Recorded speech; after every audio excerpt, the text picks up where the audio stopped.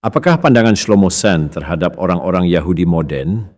Shlomo Sen ialah seorang sejarawan dan profesor dari Israel yang telah menulis beberapa buku yang mencabar pandangan konvensional tentang bangsa Yahudi moden.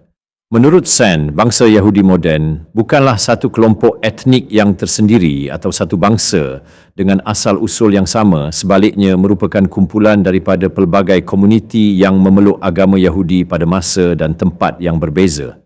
Beliau berpendapat bahawa gagasan tentang bangsa Yahudi moden yang memiliki garis keturunan berterusan dari Israel kuno adalah satu ciptaan moden yang dibentuk oleh gerakan Zionisme dan disokong oleh historiografi nasionalis. Argumen utama Sen ialah seperti berikut.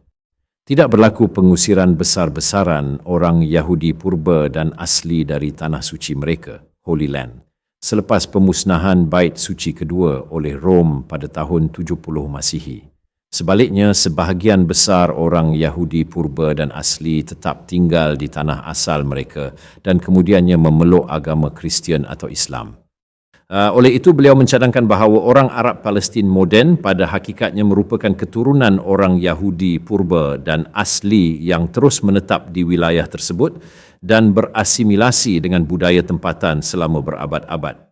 Teori ini menggambarkan orang Palestin bukan sebagai pendatang asing atau perampas, tetapi sebagai kesinambungan asli kepada penduduk purba tanah tersebut, termasuk bangsa Israel kuno.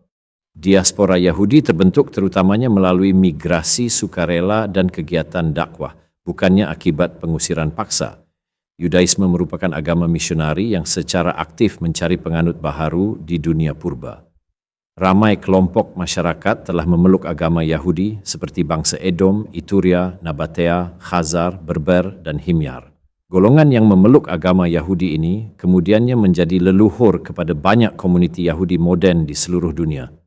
Orang Yahudi moden di Eropah Timur atau Ashkenazi, menurut Sand, kebanyakannya ialah keturunan bangsa Khazar, iaitu satu bangsa Turki yang pernah memerintah empayar besar di kawasan Kaukasus dan memeluk agama Yahudi pada abad ke-8 atau ke-9 Masihi. Mereka kemudiannya berhijrah ke arah barat dan bercampur dengan penduduk tempatan, lalu mengadopsi bahasa dan budaya setempat.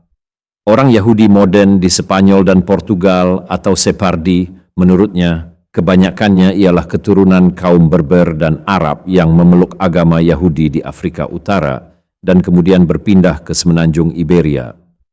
Mereka turut berasimilasi dengan budaya setempat dan membentuk budaya serta bahasa yang tersendiri.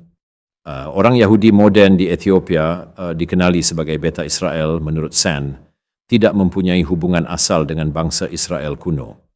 Sebaliknya, mereka berasal daripada suku-suku tempatan Afrika yang memeluk agama Yahudi di bawah pengaruh dakwah Kristian.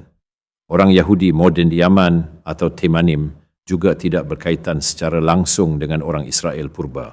Sebaliknya, mereka ialah orang Arab Selatan yang memeluk agama Yahudi hasil pengaruh pedagang Yahudi dan pelarian yang melarikan diri daripada penganiayaan Romawi. Namun begitu, buku-buku Sen telah menerima kritikan meluas daripada sejarawan dan sarjana lain. Para pengkritik menyatakan bahawa karya beliau bersandar kepada sumber-sumber terpilih, kaedah penyelidikan yang lemah, kecenderungan ideologi serta ketidaktepatan sejarah.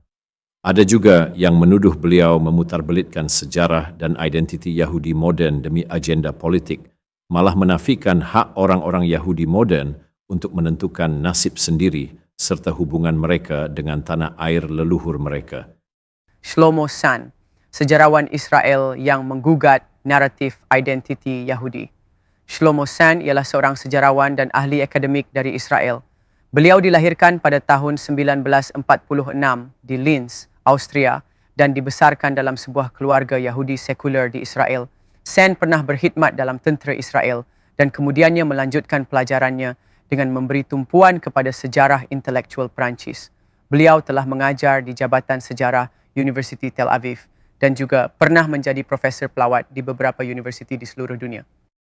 Sen meraih perhatian besar melalui bukunya yang bertajuk The Invention of the Jewish People.